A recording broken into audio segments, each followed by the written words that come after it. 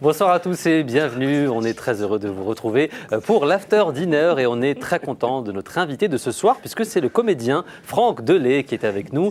Il vient nous présenter la pièce dans laquelle il joue. Ça s'appelle La Famille dans le Pré et c'est au Théâtre Edgar à Paris. Au sommaire également avec Jérôme, pour l'insolite, on va revenir sur une personne qui a fait le buzz aux États-Unis.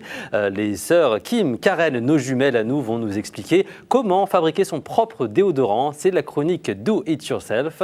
Et en fin d'émission, Virginie nous rejoindra pour le cinéma. Ce sera les 120 ans du cinéma. L'After Dinner, c'est parti.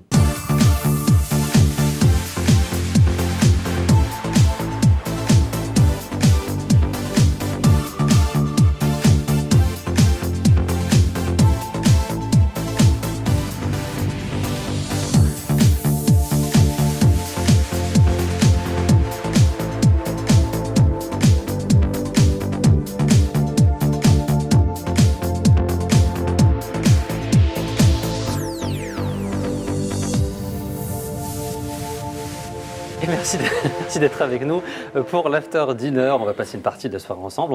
On va parler théâtre, avec notre invité, c'est Franck Delay. Bonsoir Franck. Bonsoir. Merci d'avoir accepté notre invitation. Merci de m'avoir invité. On va parler avec vous, Franck, de l'excellente pièce. Ça s'appelle La Famille dans le Pré de Franck Lehen. C'est mis en scène par Luc Hamet. Ouais.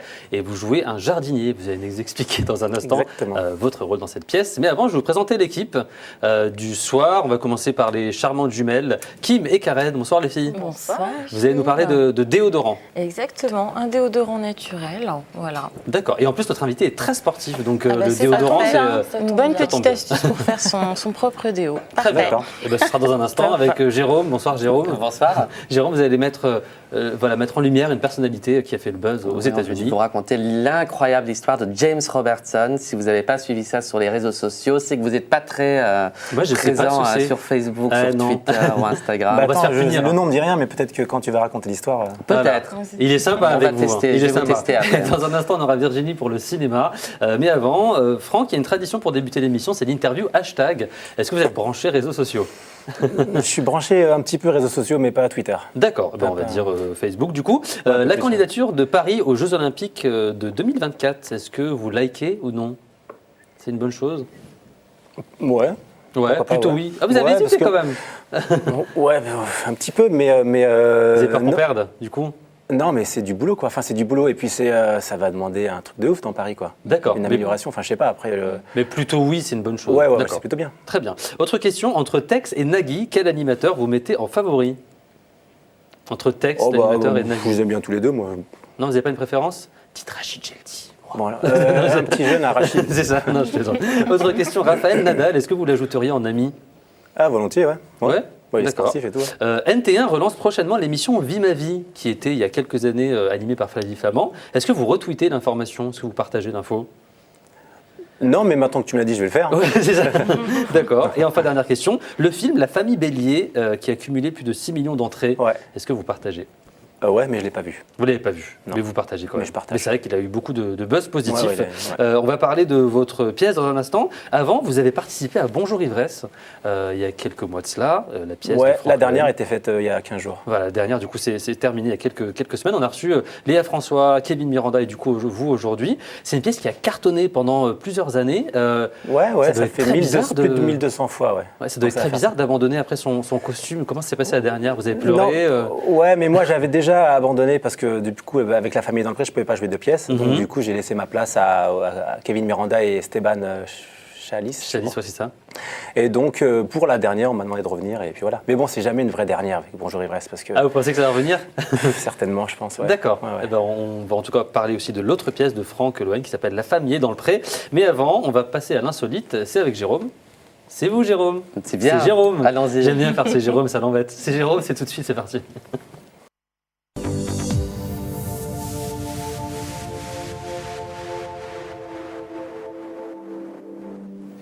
Et avec vous, Jérôme, on va mettre la lumière sur une personne qui a fait le buzz. Et en plus, positivement. Positivement. Il n'y a pas de nu dans l'histoire. Hein. Le monde entier. Non, pour une fois, il n'y a pas de nu, il n'y a pas de gens qui vomissent. Non, c'est à peu près convenable aujourd'hui. Donc, James Robertson, l'histoire de cet homme a fait le tour du monde. C'est un Américain. Ah, ok. Ah, Ça vous dit quelque chose? C'est vrai, vous l'avez du coup? D'accord. Voilà, il marche beaucoup parce qu'en fait, il est de Détroit, il a 56 ans et un journal local, un jour, fait un reportage sur cet homme parce qu'il a quand même un parcours assez exceptionnel. Depuis 1988, année où sa voiture est tombée en panne, il se rend à son travail à pied. Tous les jours, 33 km. J'allais dire c'est loin, 33 km. Mais c'est très loin. On va regarder les images ensemble. Donc il passe une très grande partie de sa journée sur les routes. Et il se lève le matin à 6 h pour arriver 6 h plus tard à midi à son travail. Il travaille jusqu'à 22 h. Le temps de rentrer, il est 4 h du mat. Il dort 2 heures et il repart, ainsi de suite, du lundi au vendredi. Il y a des petits trajets en bus, mais la plupart du trajet, c'est à pied. Il n'a pas les moyens de s'acheter une nouvelle voiture. Il gagne $10,55 de l'heure. Donc voilà, il n'a pas les moyens. Il n'a pas non plus de collègues qui habitent dans le même coin que lui. Et ce qui est quand même le comble de l'histoire, c'est qu'il habite à Motor City. C'est la capitale, l'ancienne capitale de l'automobile américaine. Et il n'a pas les moyens de s'offrir une voiture. Donc arrive ce reportage. Depuis les années 80, il fait ça. 1988. Et c'est ça maintenant que le buzz est arrivé, que les gens sont intéressés à lui. Il fait ça depuis 27 ans. Et c'est un journaliste pour un petit journal de Détroit qui a fait un reportage sur lui. Donc ça a enflammé les réseaux sociaux. Des étudiants ont créé une cagnotte pour lui qui a récolté plus de $310 000 pour l'aider. Et un fabricant de voitures lui a offert une nouvelle voiture. Et forcément, tous les médias américains étaient sur place. On va d'ailleurs regarder les images. Vous allez voir que monsieur est quand même assez ému. Là, donc, on lui remet les clés de sa nouvelle voiture. Ça fait 27 ans qu'il fait 33 km à pied. Et par jour. Et là, effectivement, on voit qu'il est très ému. Il est assez ému. Et donc, il a promis que les $310 000 de sa cagnotte, il allait les utiliser pour renforcer le réseau des autobus parce que il n'y a pas moyen d'aller de chez lui jusqu'à l'entreprise où il travaille en bus, par exemple. Il faut marcher. C'est une belle leçon. Du coup, est-ce que c'est devenu une star aujourd'hui? Parce qu'on sait que parfois Internet, ça transforme des gens en stars. Est-ce qu'il est invité dans toutes les émissions? Il a fait beaucoup d'émissions. Là, récemment, il a fait Hélène DeGeneres aussi. Enfin, là, tout le monde saute sur le truc. Ouais, mais il ne va pas finir à faire une télé-réalité. On le filme en train d'aller au travail. Quand vous regardez les interviews, vous sentez que c'est quand même un monsieur, il a 56 ans. Aller faire 33 km à pied par jour pendant 27 ans sans vous plaindre une seule fois, je crois qu'il est bien accroché. Bien ancré dans la réalité. Quoi, du coup. Moi, je marche 10 minutes, je suis déjà fatigué. Quoi. Donc, très belle mise en lumière. En tout cas, il s'appelle James Robertson. Et il a fait le buzz. Il a fait le buzz et on le salue. En tout cas, on salue toutes les personnes qui se battent comme ça pour aller travailler. Et nous, on va travailler encore un petit peu, merci Jérôme, avec des Kim et Karen, nos jumelles. C'est tout de suite, c'est parti.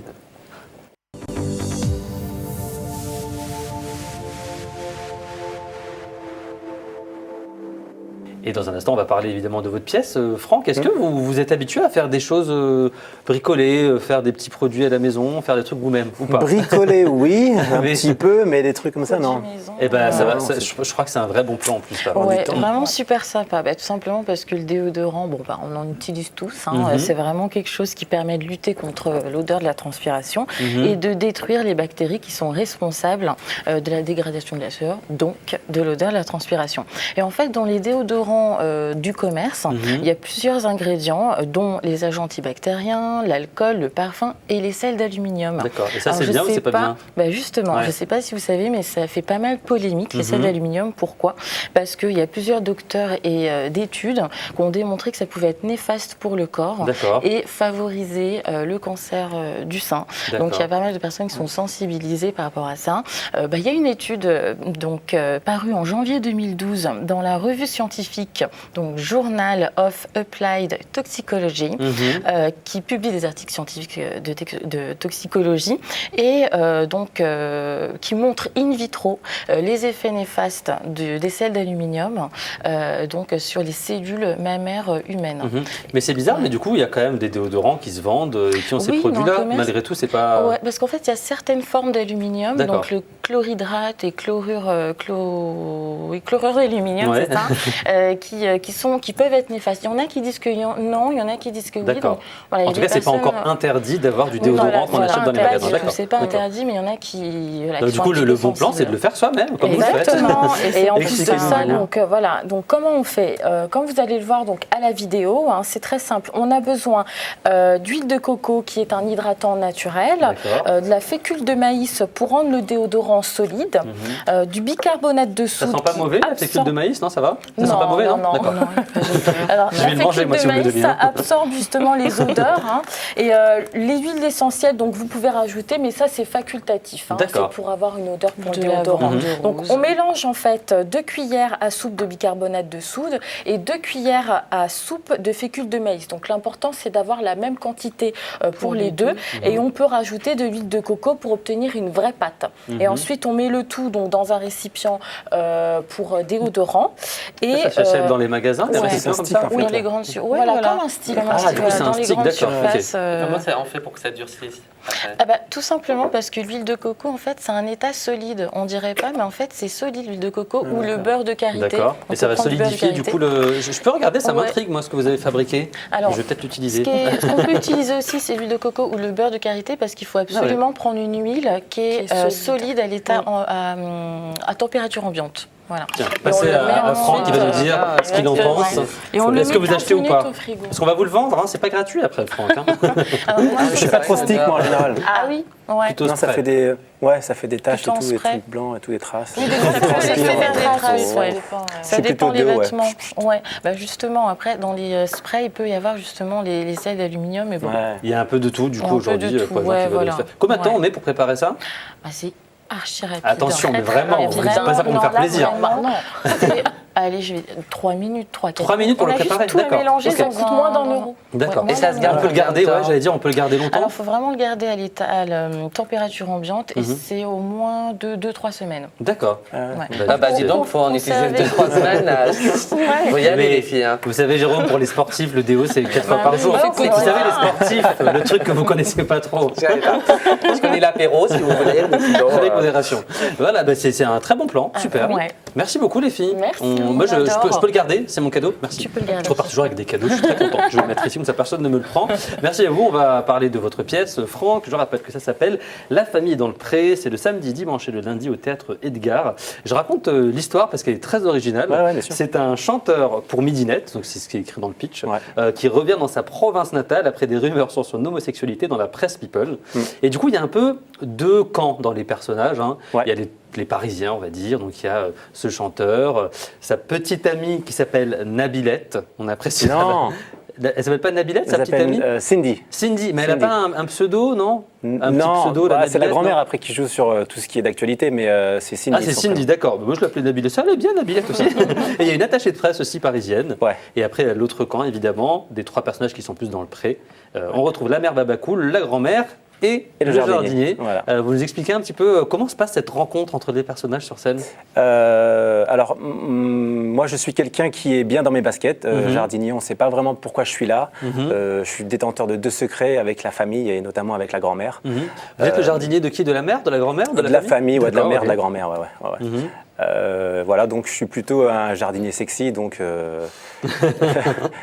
quand Tom Valentin, le chanteur, vient dans sa campagne natale, il est un peu... Il vous kiffe un peu, on va dire. Ouais, un petit peu, et du coup, après, il va se passer quoi? Il va y avoir des quiproquos? En fait, ce qui se passe, c'est que l'attaché de presse débarque dans la maison avec la télé, en fait. D'accord. Une télé pseudo-réalité qui va filmer donc la famille au quotidien, et là, ça va tout part en live. Parce que le chanteur se dit, je vais aller en province, je vais être entre guillemets tranquille, et c'est l'attaché de presse qui va tout bouleverser et qui se dit, on va en faire de la télé-réalité. Donc, vous avez un petit peu quoi, les pousser à surjouer ou Oui, exactement, c'est ça. C'est qu'on va refaire les scènes du début, mais devant les caméras. C'est-à-dire que tout le monde, personne ne sait jouer, à part Tom Valentin et sa copine, qui va d'ailleurs qui va se révéler un peu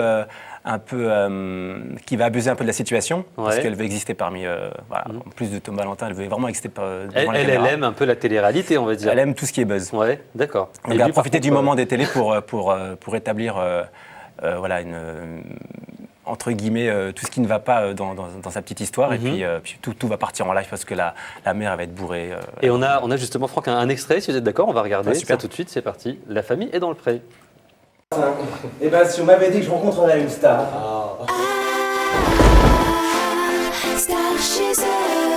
C'est qui cette pouffe qui trempe sa chatte dans mon évier?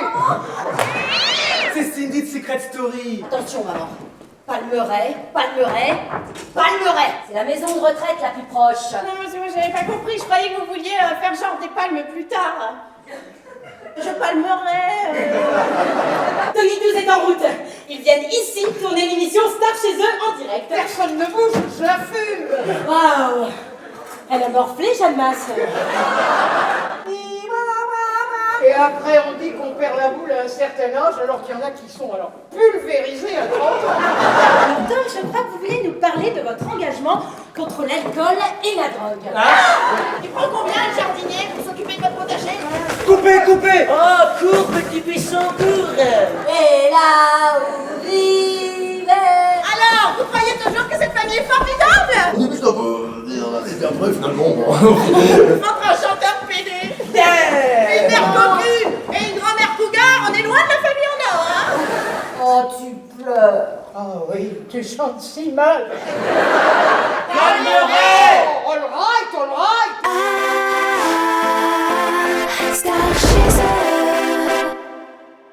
Il y a vraiment une bonne énergie, il y a plein de petits crocos, ça part en live en fait, c'est ça qu'on aime. C'est ça, c'est que dès que la télé débarque, en fait, personne garde ses positions et tout le monde profite du petit moment pour exister et tout part en live. Et on rappelle les principaux personnages, donc il y a Franck Lehen évidemment, Catherine Day, Petroni Moss, je ne me trompe pas, Ouais, c'est ça, ouais. Mélanie K, Agnès Miguras et donc vous-même Franck. Comment ça se passe la cohabitation ?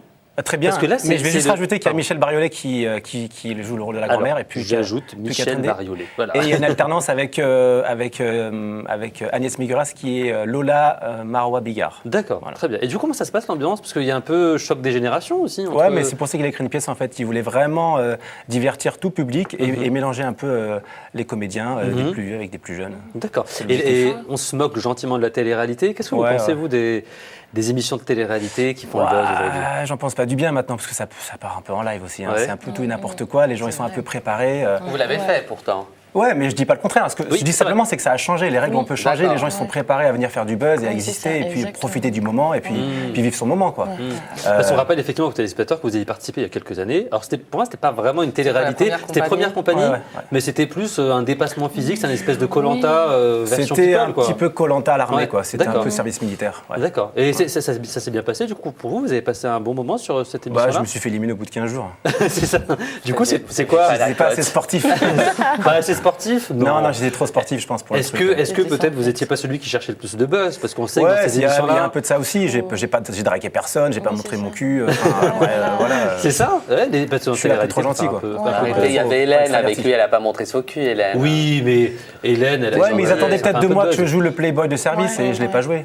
Voilà, après il y a plein de choses, il y a des règles, il y a un scénario. Aujourd'hui, à si on suivre. vous reproposait une télé-réalité, peut-être pas une télé-réalité, mais genre, je sais pas, Danse avec les stars par exemple, vous iriez ?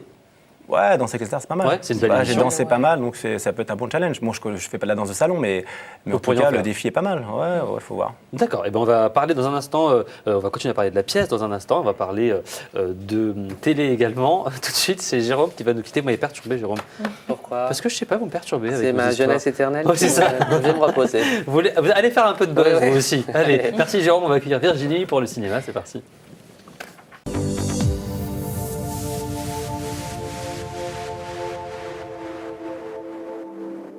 Et dans l'after dinner, on parle cinéma aussi, on parle théâtre évidemment, mais c'est le cinéma. Bonsoir Virginie. Bonsoir. Virginie, vous allez nous parler de cinéma, cinéma culture. Voilà, hein. un petit mix entre culture et Vous avez un peu empiété sur la cinéma. chronique de Jessica. Vous avez de la chance, elle n'est C'est pas là. ça, un petit mix. Il manquait plus que j'étais blonde aujourd'hui, Ça, c'est c'était une bon. catastrophe. Allez-y. Voilà, dites-nous. parce qu'à partir du 27 mars, Paris va fêter le cinéma, puisque cette année, on fête les 120 ans du cinéma. Alors Franck, je ne sais pas si vous êtes du genre à aller dans des expos, aller voir quelques expos dans Paris. Pas souvent. Eh bien, je vous invite quand même. Elle va vous donner Allez. envie. Virginie, Voilà. on a toujours envie quand elle fait ses chroniques. À partir du 27 mars, donc je vous invite au Grand Palais, puisque c'est dans ce lieu magnifique que va avoir lieu l'exposition intitulée Lumière, le cinéma inventé. Alors c'est une exposition en fait entièrement consacrée à l'œuvre donc de Louis et Auguste Lumière. Alors vous savez, puisque donc pour la petite histoire et pour votre culture, ce sont les frères Lumière qui ont été donc les précurseurs de bien des éléments du langage cinématographique, hein, ce qu'on appelle le suspense aujourd'hui, les comiques de répétition, les travelling et bon tout ce qui va avec. On leur en doit fait. tout. Alors, pas Presque vraiment tout. tout, puisqu'en fait, ils n'ont pas inventé le cinéma en D'accord. lui-même, mais le cinéma public. D'accord. C'est-à-dire qu'en fait, à la base, ce sont deux Américains qui avaient inventé, donc qui ont permis aux spectateurs de visionner des images donc, en mouvement. Mais en fait, les frères Lumière ont inventé le procédé qui permet de les retransmettre sur écran géant et donc devant des spectateurs. Donc, c'est plus la notion de cinéma public. Alors, c'est à partir donc, du mois de mars, je le disais. Ça n'a pas été donc organisé comme ça par hasard au mois de mars, puisqu'en fait, le mois de mars, c'est le mois où a été tourné donc, en 1895 le tout premier film des Frères Lumière, qui s'appelait donc La sortie des usines Lumière. Et le lieu n'est pas anodin aussi, puisqu'en fait, donc, le Grand Palais avait été construit pour l'exposition universelle. Bon, c'était en 1900, mais en fait, donc, cette année-là, les deux Frères Lumière avaient été un peu les stars, je vais dire, de cette exposition. Donc, c'est une manière aussi donc de leur rendre hommage. Alors, qu'est-ce qu'on va y voir finalement? C'est la question. Donc, vous allez pouvoir revivre donc, en images, en vidéo, en fait, toute l'histoire du cinéma, donc depuis son commencement jusqu'à aujourd'hui. On va voir qu'effectivement, il y a beaucoup de progrès. Il s'est passé beaucoup de choses. Il y a une magnifique salle qui a été installée avec plus de 1500 iPads où vous allez pouvoir voir tous les films en fait, des Frères Lumière dans leur intégralité. Donc, il y a 20 heures de visionnage. Autant dire qu'il y a pas mal de choses à voir et qu'on peut y passer une bonne journée. Ouais, il vaut mieux y aller 2-3 jours. Ouais, du coup, on peut y aller 2-3 jours, mais c'est vrai. Bon, en une journée, on peut voir pas mal de choses, mais on peut y aller, 2-3 jours d'affilée. Et en plus, vous avez regardé la chronique de Virginie, donc vous avez déjà pas mal d'infos. Donc ne prenez pas 3 jours. Oui, c'est ça. Et puis, il y a pas mal de conférences aussi, c'est vachement intéressant, donc qui parlent un peu de l'histoire du cinéma jusqu'à aujourd'hui, avec toute l'évolution des techniques. Donc, c'est vachement sympa. Ça se tient du 27 mars jusqu'au 14 juin prochain. Vous pouvez y aller tous les jours, sauf le mardi. Évitez le mardi, c'est fermé. Et puis, sachez aussi qu'après, l'exposition va faire le tour du monde. Elle va partir au Brésil, en Russie, en Italie, en Corée. Et donc, voilà, c'est une très belle exposition qui fête les 120 ans du cinéma. D'accord. Et bon anniversaire au cinéma. Voilà. C'est important. Merci beaucoup Virginie. On ira voir cette exposition. On ira applaudir également Franck sur scène. Je voulais, Franck, qu'on revienne un petit peu sur vos débuts, puisqu'on vous a connus à la fin des années 90 avec l'immense succès du groupe Les To Be Free. Les To Be Three. To Be Three. I'm sorry, my English is very bad. To Be Three, pardon. À l'époque, on ne pouvait pas passer à côté de vous. Vous étiez vraiment les stars. On voyait partout. Ça vous fait quoi aujourd'hui quand on vous en parle? Est-ce que vous êtes nostalgique? Est-ce que ça vous amuse ou est-ce que ça vous agace? Je ne sais pas. Non, aucun des trois. Ah, non, donc je raille les trois. Okay.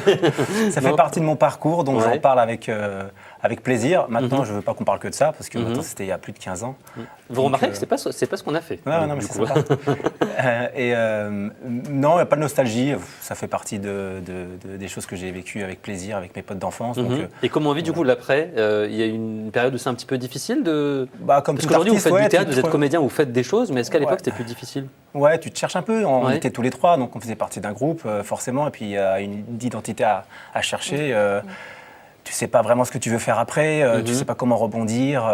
Voilà, donc c'est un peu difficile, il faut se trouver un peu. Et du coup, vous avez rebondi dans le théâtre. Aujourd'hui, c'est votre truc, le théâtre? Vous vous dites, je veux faire ça tout le temps. Vous faites des courts-métrages aussi? Ouais, après, moi, je veux jouer la comédie. Après, les supports... théâtre, caméra, enfin après... Et vous avez participé à un court-métrage de Lorraine Cadeau, qui va participer au Festival du court-métrage très bientôt. Ça s'appelle Has Been. Vous nous racontez l'histoire du coup de ce court-métrage. Le pitch de Has Been, c'est l'histoire d'un chanteur d'un boys band. Vous voulez pas qu'on vous en parle, mais vous jouez dans un film, on en parle. Non, mais là, c'est important, parce que du coup, ça a déclenché plein de rendez-vous, le fait que je joue dans ce genre de court-métrage. Qui n'est pas mon histoire, mais en tout cas, qui se rapproche un peu de ce que j'ai vécu. Donc on lui propose de participer à une télé trash. Il le veut pas, mais comme il a des factures à payer et que ça avance pas dans sa vie en tant qu'artiste, il va la faire. Du coup, il y va quand même et il fonce. Et ça il va la faire. Il va reculons, mais d'accord. Ouais, il est obligé de la faire. Et puis j'ai quand même des guests comme Armel qui joue dedans. Il y a Benjamin Castaldi qui a prêté sa voix, donc c'est plutôt sympa. Et là, ils font un peu le tour de France des courts-métrages, des festivals de courts-métrages. Et si on amenait ça à la réalité, si aujourd'hui il y a des caméras qui veulent vous suivre dans votre quotidien avec vos enfants, votre famille, vous dites quoi? Non, je dis non. Je crois que vous voulez pas trop, vous. Non, je suis super discret, moi. Non. Aujourd'hui, je n'intéresse personne. Je suis plus dans. Mais non, vous nous intéressez, nous on vous reçoit avec plaisir. Non, mais je veux dire, je suis plus numéro 1 des ventes de disques, donc si tu veux, tu passes à autre chose. Quoi. Et du coup, vous avez 2 enfants qui ont 13 et 14 ans. Admettons, ils vous disent je vais être chanteur, je vais être comédien, je vais faire The Voice Kids par exemple. Vous leur dites quoi? Parce que c'est un vrai dilemme après. Non, pas à cet âge-là encore, pas à cet âge-là. Après les choses, tu les prépares, tu travailles. S'ils vous demandent, vous dites quoi? Non, pas à cet âge-là. Il y en a un des deux qui fait pas mal de choses en tant que comédien, mannequin pour enfants, il fait beaucoup de choses. Donc je le freine un petit peu. D'accord. Mais vous le freinez, du coup, vous avez peur pour lui ou Non, mais on n'accepte pas tout parce qu'après on nous appelle pour tout et n'importe quoi et après il faut filtrer un petit peu. Mais non, plus tard ça demande à la réflexion et puis il faut travailler. S'il veut être comédien, il va faire des écoles de théâtre. S'il veut être chanteur, il va faire du solfège et puis voilà, il va faire les bases quoi. D'accord. Donc vous le poussez pas à être, vous les poussez pas à être des stars. Non, mais ça les intéresse pas pour l'instant. C'est vrai. D'accord. D'accord. Et du coup, est-ce que vous pourriez refaire de la musique puisqu'on vous a connu en tant que chanteur? Est-ce que vous auriez envie de C'est pas d'actualité. J'ai fait des trucs, mais non, je sais pas. Non. Non, maintenant que j'essaye de prendre une direction en tant que comédien, si je reviens dans la chanson, c'est un peu perturbant pour les Français. Ça. Et du coup, comédien, est-ce que vous pouvez nous dire s'il va y avoir une tournée qui va continuer pour cette pièce-là? Ouais, la famille est programmée en tournée, ouais, normalement. Je connais pas les villes, mais ça va continuer en tout cas. Ça continue cette année, on vous applaudira. Et juste, j'ai obligé de vous poser la question. Franck Lehen a fait une pièce qui s'appelait Revenir un jour, qui a été diffusée, enfin qui était à l'affiche l'année dernière. Et qui revient au mois de mars. Qui revient au mois de mars. Et c'est intéressant parce que ça suit en fait le parcours d'un boys band. Et vous êtes qui fait son comeback 15 ans après. Est-ce que il a fait appel à vous et vous avez dit non ou Non, mais bon, après, je suis pas. J'étais dans le projet initial, mais il s'est. Enfin, voilà, il me connaît, il connaît mon parcours, on a beaucoup parlé, il a écrit une pièce, il y a des choses qui se rapprochent beaucoup de moi et de ce que j'ai vécu, mais ça reste avant tout une comédie. Voilà, mais vous n'avez pas envie d'y participer en tout cas? Oh non, parce que les gens ne vont pas comprendre pourquoi je fais un truc qui me ressemble avec 3 autres comédiens. Et puis comme il y a une chorale à la fin, c'est un boys band quoi. D'accord, ok. Et puis il y a 40 ans, j'ai 40 ans aujourd'hui. On voit plein de photos de vous en train de faire du sport, vous gérez quand même. Ouais, dans le sport je gère maintenant. D'accord. En tout cas, nous, on vous applaudira avec plaisir. C'est La famille est dans le pré, c'est au théâtre Edgar. C'est le samedi, le dimanche et le lundi à Paris. Et il y aura d'autres dates qui arriveront. Ouais. Et si vous faites d'autres choses, vous êtes le bienvenu. Vous venez nous voir quand vous voulez. C'est sympa, merci. On parlera théâtre, on parlera de plein d'autres choses. Merci beaucoup d'avoir été avec nous, Franck. Merci Virginie, merci Karen, merci Kim, merci à Jérôme, merci à vous de nous avoir suivis. Et comme on dit, mieux vaut un petit chez soi qu'une souris qui danse. Et oui, à bientôt. Ciao, ciao.